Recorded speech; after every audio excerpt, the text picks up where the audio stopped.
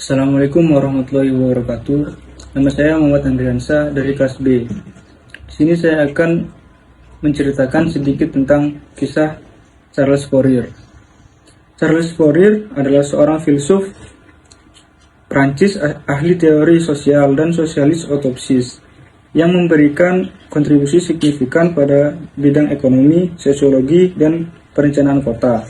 Dia terkenal karena gagasannya tentang organisasi sosial yang dikenal sebagai Fourierisme, yang mengusulkan reorganisasi masyarakat secara radikal berdasarkan prinsip-prinsip kerja sama, kehidupan komunitas, dan distribusi sumber daya yang adil.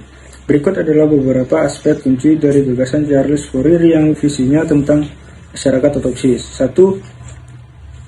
Harmoni sosial. Fourier percaya bahwa masyarakat harus diorganisasi di sekitar konsep harmoni sosial, di mana individu dapat hidup dalam kerjasama yang damai satu sama lain dan dengan alam.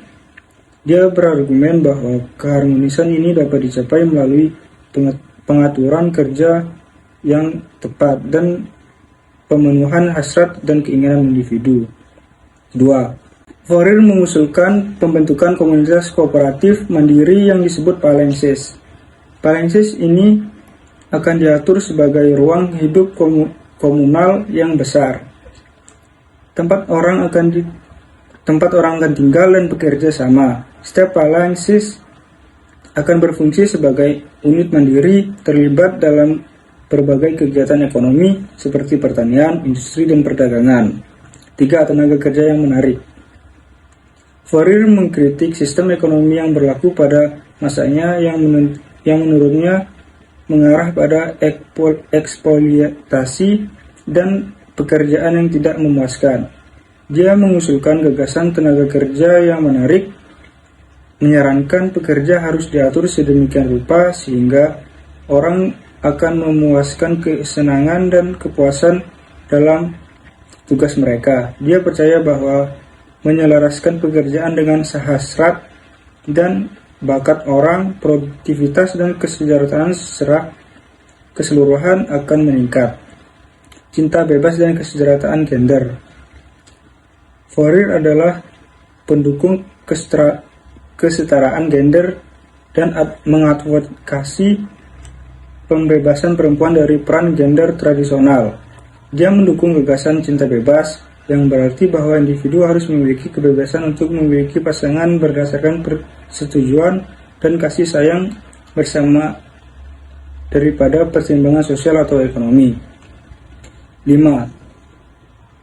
Visi ekonomi Fourier menolak persaingan dan menganut sistem distribusi barang dalam sumber daya yang adil.